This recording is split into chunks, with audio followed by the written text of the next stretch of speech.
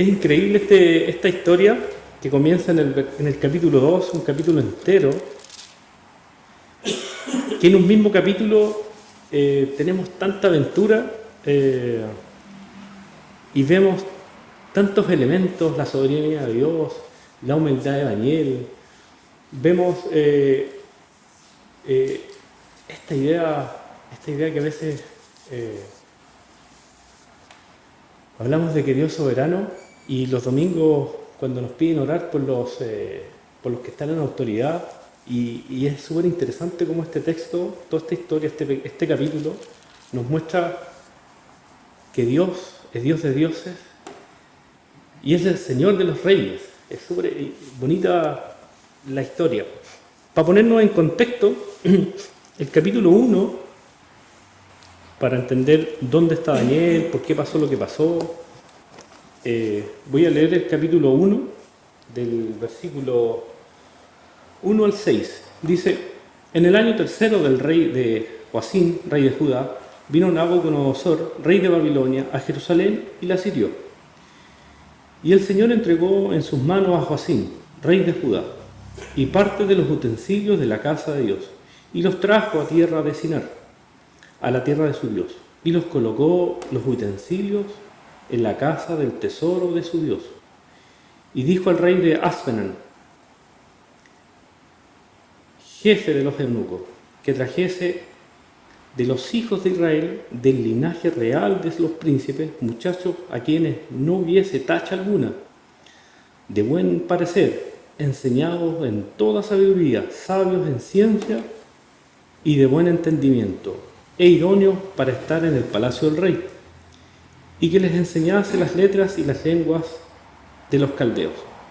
Y les señaló el rey ración para cada día de la provisión de la comida del rey y del vino del que bebía, y que los criase 3 años, para que al fin de ellos se presentasen delante del rey. Entre estos estaba Daniel, Ananías, Misael, Azarías, de los hijos de Judá. Vemos cómo el rey de Babilonia siria Judá, y esta historia se desarrolla en el cautiverio de Judá bajo la opresión de Babilonia. Interesante porque en el capítulo 1 dice que eligió los mejores, los más capaces, los que no tuvieran ni un detalle, así fueran perfectos. Y yo mientras leía así y me preguntaba, esta historia es bonita como para que alguien la predique algún día.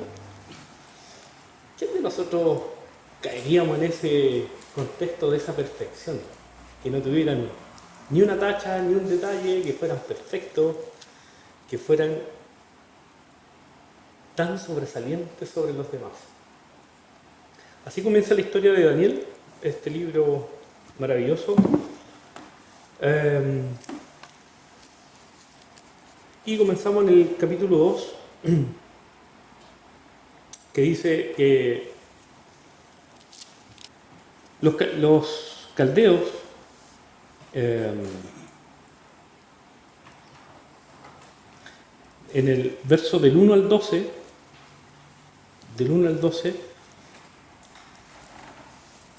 se nos muestra que hay una conversación con los más capacitados de Babilonia. Todo lo que vimos ahí, del capítulo 2, del versículo 1 al 12,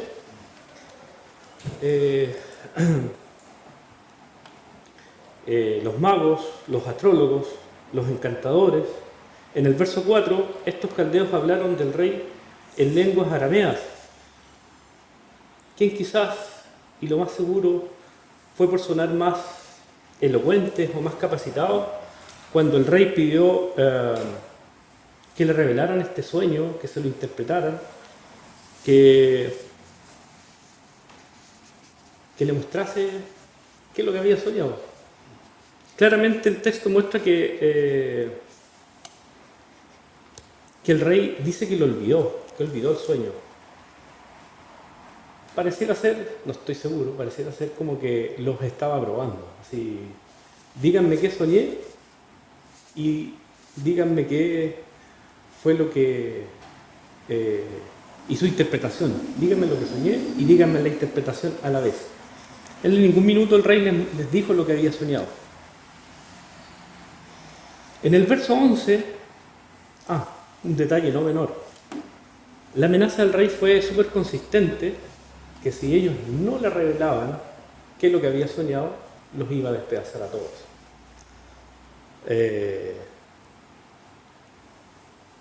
Eso nos muestra lo sangriento y lo temible que era este rey.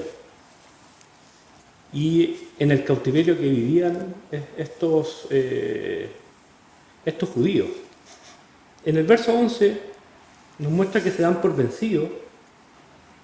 Le dicen, porque el asunto del rey que demanda es difícil y no hay quien lo pueda declarar al rey, salvo los dioses cuya morada no es con carne. Ya una vez que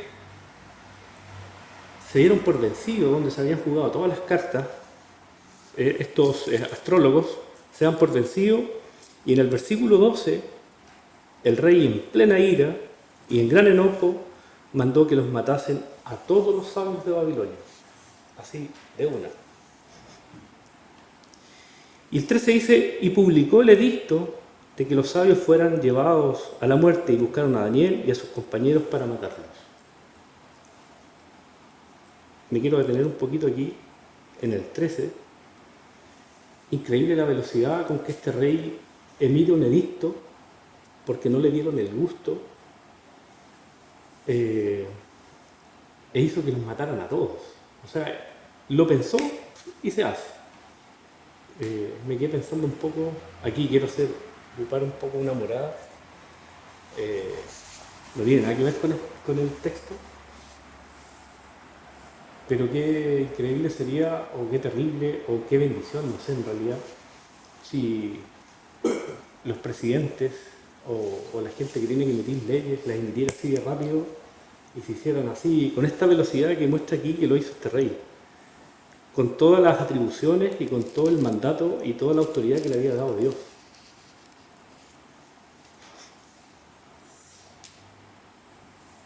Y luego aparece Daniel. Entonces dice Daniel en el 14, habló sabia y prudentemente. Qué bonita este párrafo que aparece acá, en el 14,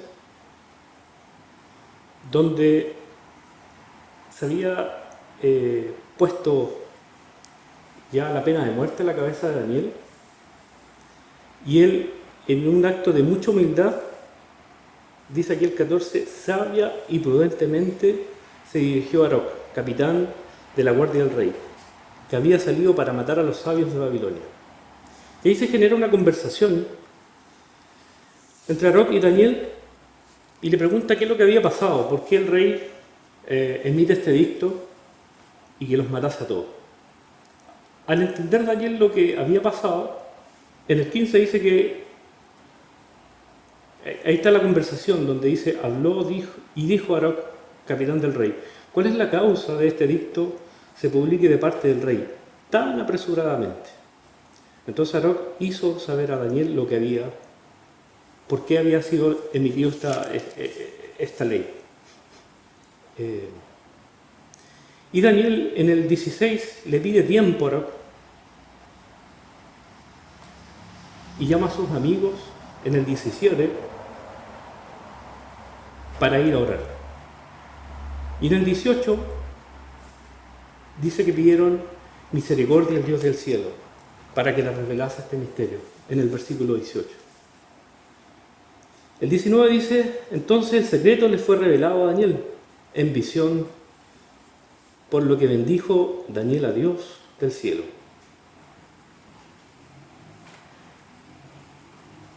Del versículo 20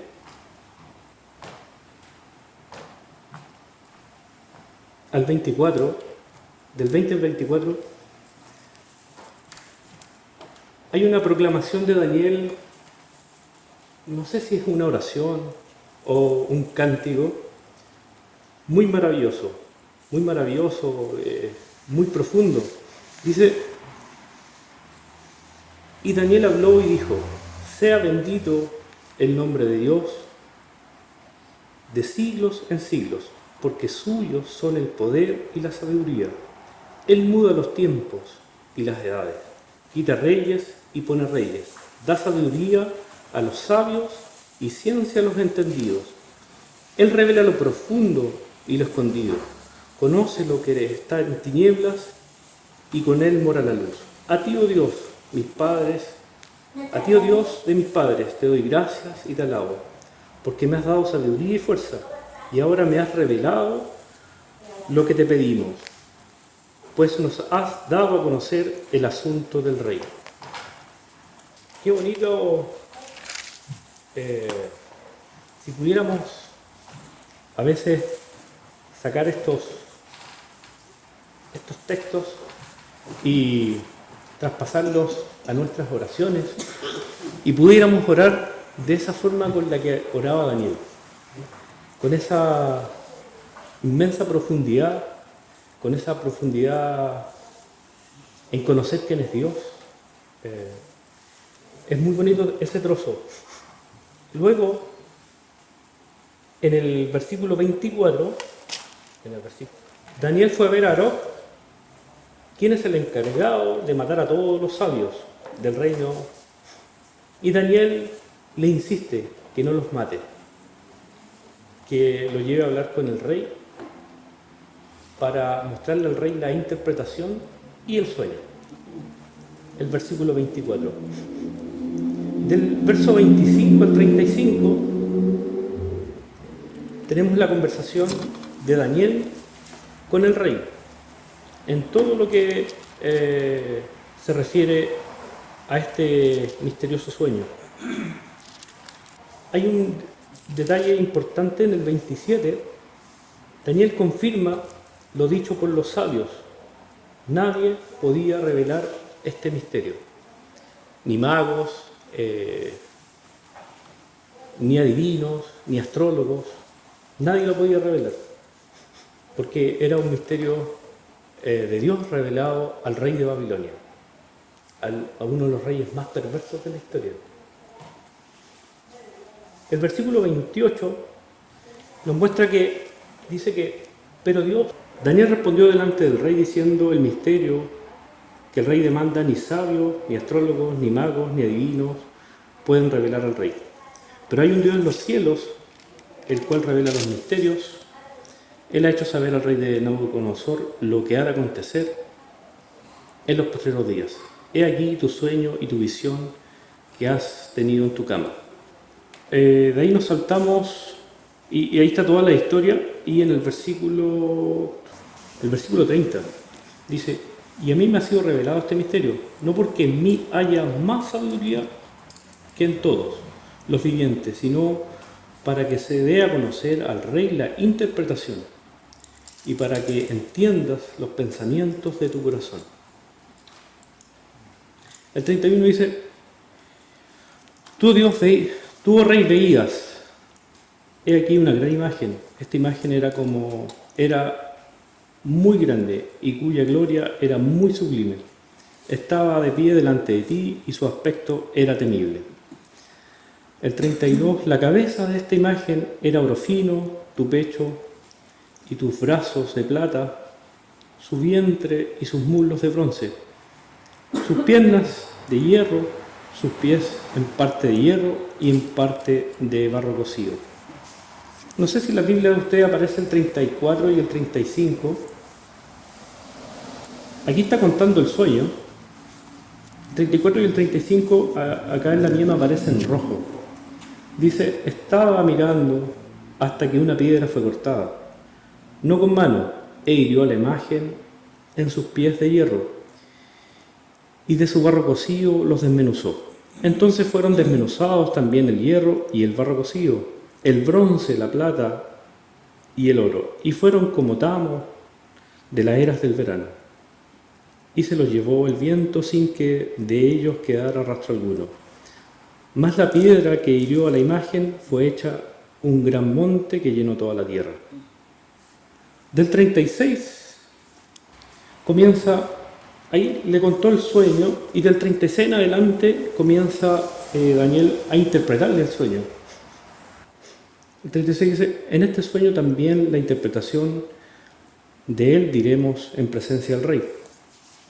El 37, si se fijan, tú, oh rey, eres rey de reyes, porque el Dios de los cielos te ha dado reino, poder, fuerza y majestad.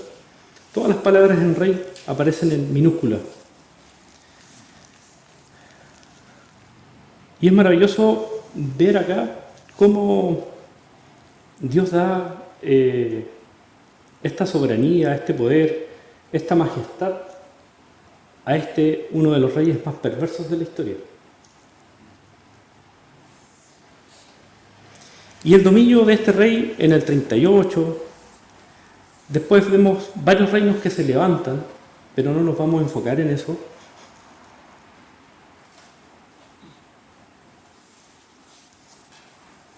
Y aquí aparece en el versículo 44 y 45, dice, y en los días de estos reyes, el Dios del cielo levantará un reino que no ha sido jamás destruido, ni será el reino dejado en otro pueblo. Desmenuzará y consumirá a todos estos reinos, pero él permanecerá para siempre. De la manera que vistes que el monte fue cortado una piedra, no con mano, el cual desmenuzó al hierro, al bronce, el barro, plata y oro. El gran Dios ha mostrado al rey lo que ha de acontecer. En lo porvenir, y el sueño es verdadero y fiel su interpretación. Aquí Daniel termina de contar el sueño y la interpretación del sueño. Y del 46 en adelante hasta el 49, Nabucodonosor se postra delante de Daniel y da glorias a Dios, al Dios del cielo, al Dios de dioses, como dice acá, al Señor de los reyes, que le pudo mostrar ese misterio a este rey, y pone a Daniel en lugares de privilegio, a él y a sus amigos, como lo había prometido. Este sueño tiene que ver en su hilo conductor con el reino de Dios. El reino que va a conquistar todo, como dice el versículo 35, que esa piedra fue hecha una gran montaña que llenó toda la tierra.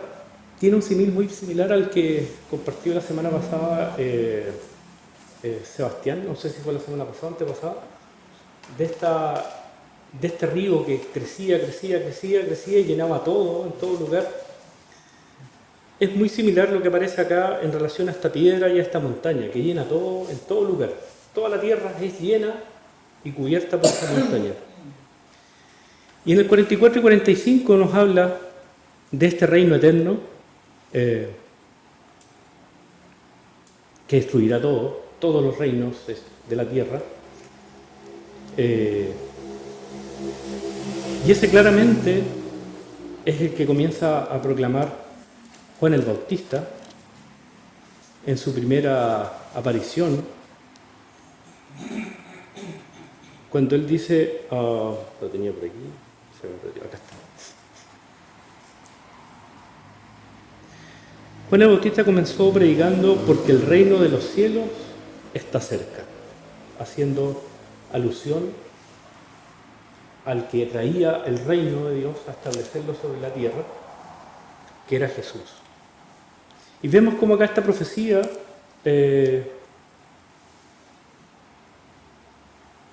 como media cubierta, como media escondida, pero tan clara a la vez, nos habla de Jesús. Y cómo ese reino va a desmenuzar a todos los demás reinos de la tierra, poderes, todo lo que nosotros entendemos como gobiernos. Ese reino de Dios, con el poder del Evangelio, con la proclamación de la palabra del Señor, como lo muestra Apocalipsis, tan maravillosamente, que de él va a salir una espada aguda para herir con ella las naciones y va a destruir todo, es el Evangelio.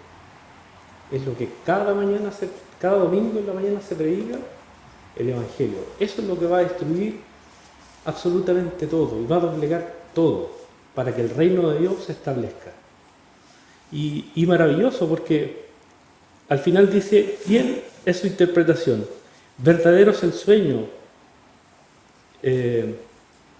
Como siempre está esta historia apuntando directamente hacia Jesús.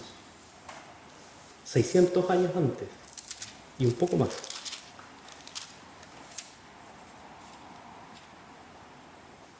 Es súper interesante, hermanos, que cuando podamos leer estos libros y podamos entenderlos desde su historia, de la historia que es, cómo nos habla a nosotros hoy, casi 3.000 años atrás, 2.600 años atrás, y parece que fuese ayer.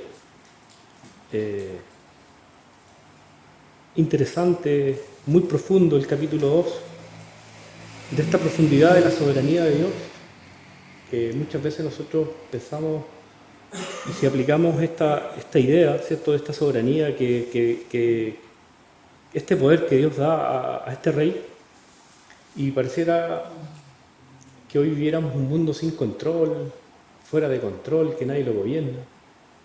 Y claramente vemos que Dios está detrás de su creación. Nada se mueve si Él no lo permite. Y en este capítulo 2 nos muestra profundamente eso, su soberanía absoluta y total, en todo cuanto existe.